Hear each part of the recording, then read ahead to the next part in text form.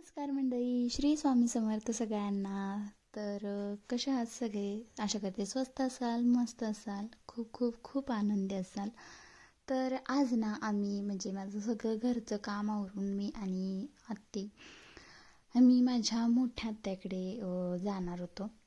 तसं तर माझं काही फिक्स नव्हतं, तर आत्या एकटीच जाणार, म्हणजे आत्या आणि मामा जाणार होते.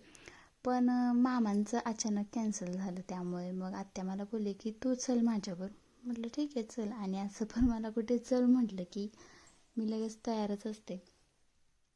तर खरं तर आमचं आधी एस टीने जायचं ठरलं होतं, पण ऐन टायमाला हे म्हणले की चला आम्ही आहे मोकळा तर मी सोडतो. तर आम्ही निघालो आणि जाता जाता एके ठिकाणी खायला घेतलं, कारण पाहुण्यांच्या घरी असंच कसं जाणार ना म्हणून. तर आम्ही तिथे पोचलो आणि गेल्या गेल्या ही माझी आहे मोठी आत्या, तर तिने माझ्या बाळावरून म्हणजे तुकडावरून टाकला. तर आज का म्हणजे ही जुनी पद्धत आहे आणि अजून पण बऱ्याच ठिकाणी टाकतात असं तुकडा. काही काही जण नाही मानत, पण अजून टाकतात. त्यानंतर इकडे यांचे जेवण वगैरे सुरू होते. आम्ही गेलो तर, आणि बाळ म्हणजे समर्थ झोपला होता गाडीवरून जाताना, म्हणून मग गेल्या गेल्या त्याला झोपवलं आणि थोडासा वेळ झोपला आणि तो लगेच उठला पण. आणि तोपर्यंत मी इकडे वहिनींना पण फोन करून बोलवून घेतलं, कारण असं पण ते विट्यात आले होते. म्हटलं चला या तुम्ही पण इकडं, मग तेवढंच गाठभेट होईल म्हणून. आणि रेवाला येता आता शाळेतनं डायरेक्ट घेऊन आले होते. आणि इकडे बघा, हा आमच्या मामा भाच्यांचा खेळ ची सर्कस सुरू होती. तर त्यानंतर मी थोडा वेळ बाहेर गेले आणि आत्तीच्या घराजवळून इतका सुंदर व्ह्यू दिसत होतं ना, म्हणजे व्हिडिओ करण्याचा माझा मोह काही आवरलाच नाही, म्हणून मग मस्त व्हिडिओ वगैरे केलं.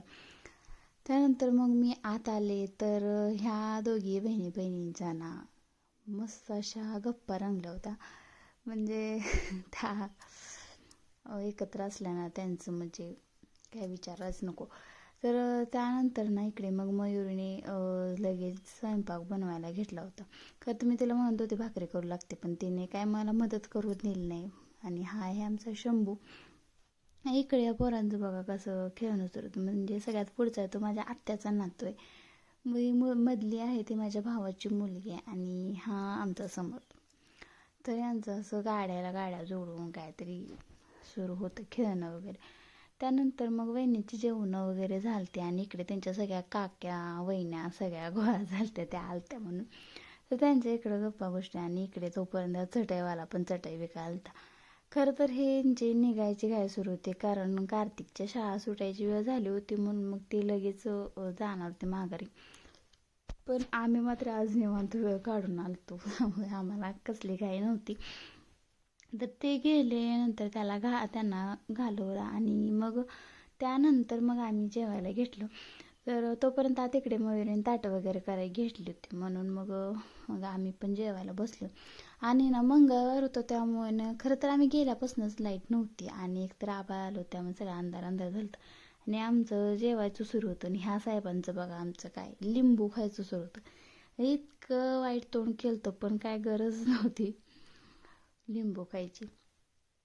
पण आता ह्यांना कोण अडवणार, यांचं सुरूच होतं लिंबू खायचं. आणि आमची जेवण वगैरे झाली आणि इकडे मयुरीनं किचन म्हणजे भांडी वगैरे घासायची घेतली होती. तोपर्यंत म्हणजे माझ्या आत्तीच्या जाऊबाई आहेत, मागच राहतात, त्यांनी आम्हाला चहासाठी बोलवतं. आणि असं पण तिची म्हणजे चुलत सासूबाई त्या आजारी आहेत, म्हणून म्हटलं चला त्यांना बघून पण येऊया आणि थोड्या वेळ बसून येऊया.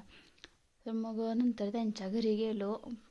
चहा वगैरे तर काय घेतला नाही, म्हणजे नुकतंच जेवलो होतो, त्यामुळे म्हटलं नकोच काय. थोडा वेळ बसलो, बराच म्हणजे गप्पा वगैरे झाल्या आणि त्यानंतर मग आलो आम्ही. कारण संध्याकाळी बराच वेळ आम्ही सकाळी कधी 12 वाजता आलतो आणि आता मामा म्हटलं होतं आम्हाला न्यायला येतो, आणि आता निघायचं होतं म्हणून मग माघारी आलो. आणि आत्तीनं इकडे त्यांच्या मायातल्या चुनूला पावट्याच्या शेंगा टमाटर ही सगळी जे आम्हाला नेण्यासाठी भरायचं तिची गडबड सुरू होती.